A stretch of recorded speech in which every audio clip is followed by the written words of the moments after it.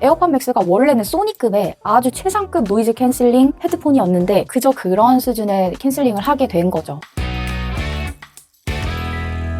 오늘은 애플의 에어팟 성능 관련 의혹에 대해서 얘기를 해보려고 합니다. 최근에 레딧을 중심으로 에어팟과 에어팟 맥스의 성능을 애플이 고의적으로 저하시키고 있다는 의혹이 나오고 있는데요. 최근 나오고 있는 여러 이슈들을 한번 자료를 보면서 정리해드리도록 하겠습니다. 가장 공신력 있는 더 버지의 기사를 보겠습니다. 4271 업데이트 이후 노이즈 캔슬링 성능이 예전만 못하다는 내용입니다. 이거 말고도 트위터, 레딧에서 많은 의혹들이 있었어요. 주요 타임라인을 짚으면서 말씀을 드릴게요. 지금 보시고 계시는 자료는 레딧에서 엄청나게 핫한 스레드인데요. 여기서 한 유저가 발생한 사건들을 시간순으로 정리를 해놨습니다. 여기 타임라인을 읽으면서 제가 간략하게 말씀을 드려볼게요. 2002년 5월 저번이라는 회사가 있는데 이 회사가 뭔가 헤드셋 관련된 특허를 개발한 것 같아요. 헤드셋의 노이즈 캔슬레이션 관련한 기술 특허를 이제 발언을 한 것 같고요. 그리고 2019년 10월에 에어팟 프로 1이 나왔어요. 액티브 노이즈 캔슬링이 탑재된 첫 번째 헤드폰이 나왔고 20년 12월에 에어팟 프로 맥스 1이 나왔어요. 역시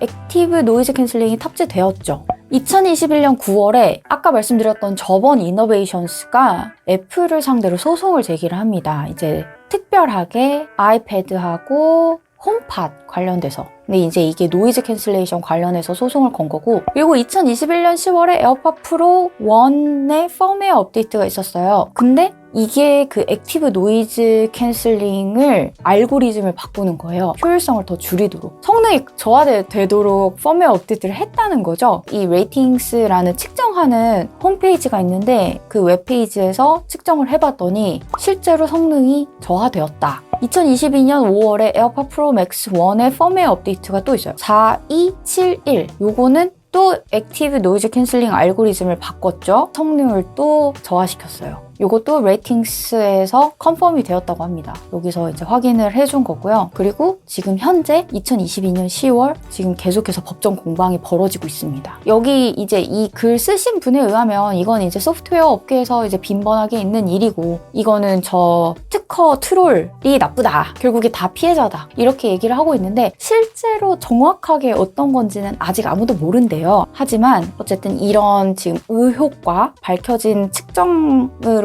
확인된 수치들이 있는 상황이고요. 아까 말씀드렸던 레이팅스가 제시한 노이즈 캔슬링의 결과가 이렇게 다 나와 있어요. 이렇게 측정을 했을 때 보시면은 이 왼쪽이 4271 업데이트 전, 이게 에어팟 맥스의 펌웨어 업데이트거든요. 그 업데이트 전에는 여기 오버롤 숫자를 보시면 26.39 데시벨을 줄여줬었는데 업데이트 하고 난 뒤에는 24.59 밖에 못 줄여주는 거예요. 이게 어느 정도인지 좀 체감이 안 되실 수도 있을 것 같아서 최근에 청음샵에 갔다 왔거든요. 거기서 제일 유명한 노캔 헤드폰인 소니 XM5를 이제 청음을 해봤거든요. 진짜 좋아요. 근데 소니 XM5가 한 26 정도? 이 정도 수준으로 알고 있어요. 그러니까 완전 탑급의 노캔 헤드폰이었는데 펌웨어 업데이트를 하고는 그저 그런 헤드폰이 된 거죠. 근데 가격대를 보면은 가격대가 거의 1.5배 정도 비싸거든요. 에어팟 맥스가? 그러면 당연히 소니 XM5 써야 되는 거 아닌가? 라고 저는 생각을 합니다.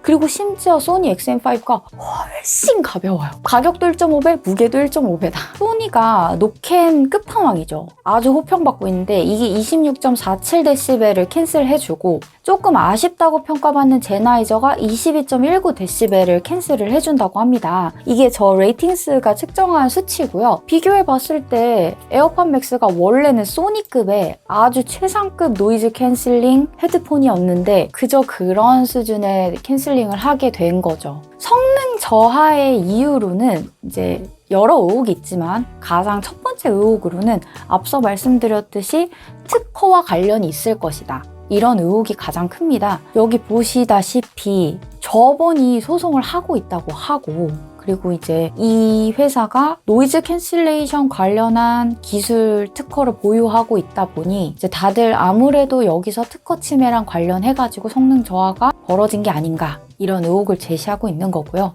하지만 이 저번이라는 회사가 동시에 구글, 아마존에도 소송을 걸고 있다고 하니 반드시 노캔이라고만은 하기는 어려울 것 같아요.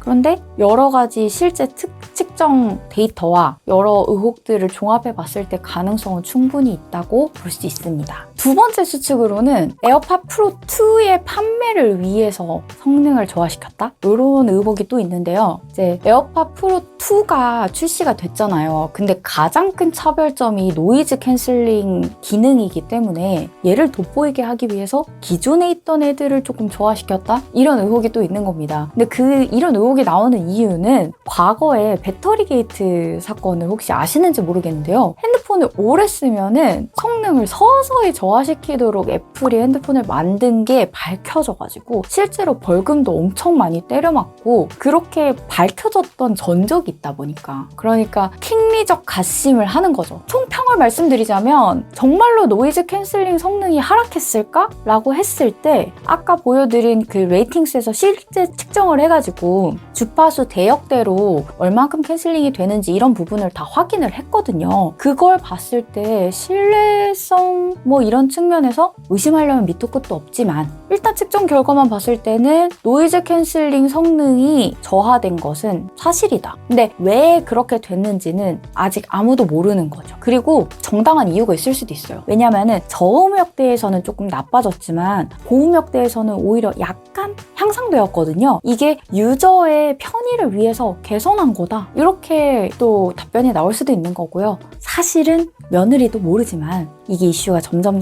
커지고 있으니까요. 어느 순간 애플이 답변을 내놔야 하는 순간이 올 수도 있어요. 그래서 애플이 공식적으로 뭔가 명확한 답변을 주면 좋을 것 같습니다. 대답이 시원하지 않더라도요. 오늘 여기까지 하겠습니다. 감사합니다.